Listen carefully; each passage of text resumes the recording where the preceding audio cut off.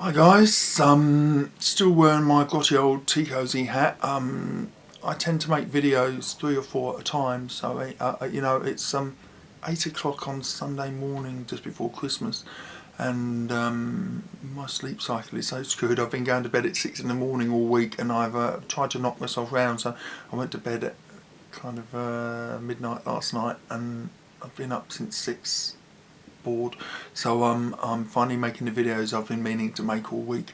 Anyway, you don't really care about that, but today I want to discuss, well, I guess crime and punishment. Concepts of justice and fair treatment, and particularly one area of justice that really pisses me off, to be honest, and that's the idea that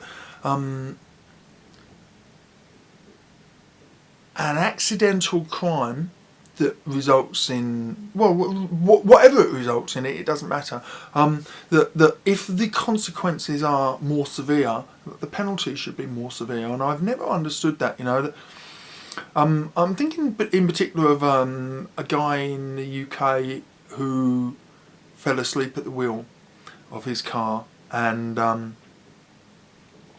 people fall asleep at the wheel of the car. Probably thousands of people a day do it, and most don't get penalised at all. They wake up and they swerve, or maybe they even do cause an accident.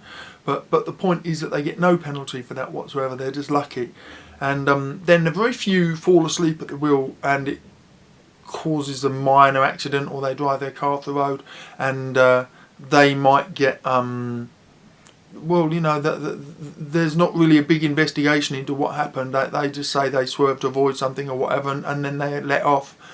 But in the case of this particular guy, he fell asleep at the wheel, and he was unfortunate enough that the exact place it happened, he swerved off the road, and it went through a fence and down an embankment, and his Range Rover or Land Rover stopped on a railway line, and it derailed a train, and people died, and he got sent to prison for 5 years for that.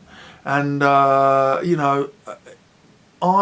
always thought that was grossly unfair. It was terrible that people died, and that will be with him forever. But the press ripped into him. Oh, he's a married man, but he was up all night flirting with other women on the internet, and they ripped his life apart, and none of which had any fucking relevance to whether or not he fell asleep at the wheel. The only issue is that he fell asleep at the wheel, and how you should penalise that. But because it was more severe, and now just recently, TYT has been reporting and going to town, quite frankly, on this 16-year-old kid who went out, stole some alcohol at Walmart's, then drove his car drunk with 7 people in it, crashed into some pedestrians, and now and then got off on his lawyer used a defence of affluenza, which I see Sepia Simon that you asked Steve Shives whether or not that should be used as a defence, and affluenza is a defence that because he's been brought up sheltered, because his parents are very rich, that he's never learned proper morality. And I'm not going to get into whether or not that's a valid defence, but the point is that the crimes that the kid committed were stealing, driving drunk and overloading his vehicle, and dangerous driving. The crime was not murder. Somebody died as a result of his crime, but everybody wanted him to be sent to prison for murder or manslaughter or accidental manslaughter or whatever. But the point is that there shouldn't be such a crime as accidental manslaughter, because anything that's got an accident or involuntary manslaughter, anything that's involuntary, why should you be? I mean, this goes back to the whole determinism video that I made before. If it's involuntary, then why the hell should you be punished for it? I mean, the punishment for drunk driving should be very heavy in the first place, because as far as I'm concerned, that's like walking into a room with a loaded gun and just shooting it randomly. The penalty for that should be, well,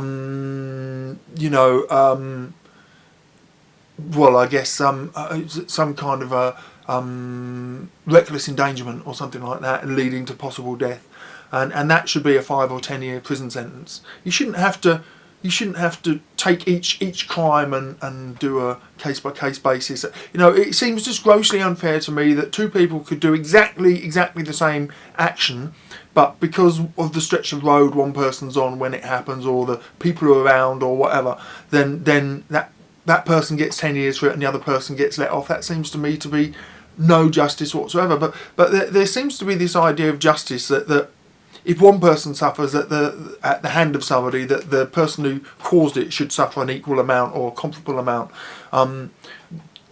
because that's just. But that's not just. Justice is not about eye for an eye. That's that's the kind of thinking that should have died out 3,000 years ago.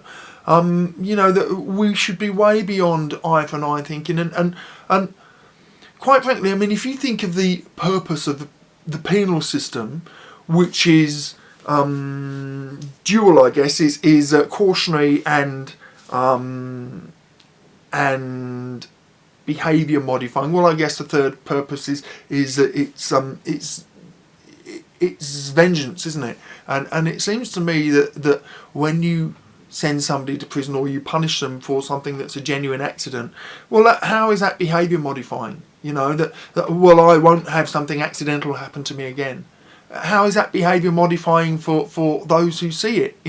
You see that and you think, oh, well, I won't drive again in case I fall asleep. I won't stay up late in case I fall asleep. Look what happened to him. No, that doesn't happen. People don't give it a moment's thought. They continue their own action. It doesn't modify anyone's behaviour. All it does is waste somebody's life, cost society thousands or even millions of dollars for no purpose. And the only possible result is that somebody feels like, well, my life has been ruined, so good, your life has been ruined. And is that really an emotion that we want to be pandering to? It's terrible that these people were injured or that they lost family members, and I feel for them. And by all means, send this guy to prison, but don't send him to prison for the involuntary thing that he did. Send him to prison for the things that he willfully did, which is the drunk driving. As I say, I think he should probably go to prison for five years just for the drunk driving anyway, although he's only 16, so I don't know. That's old enough to be responsible, but I don't see that completely ruining another life is the way to go forwards. Personally, I believe in community service as a far more valuable reformatory tool.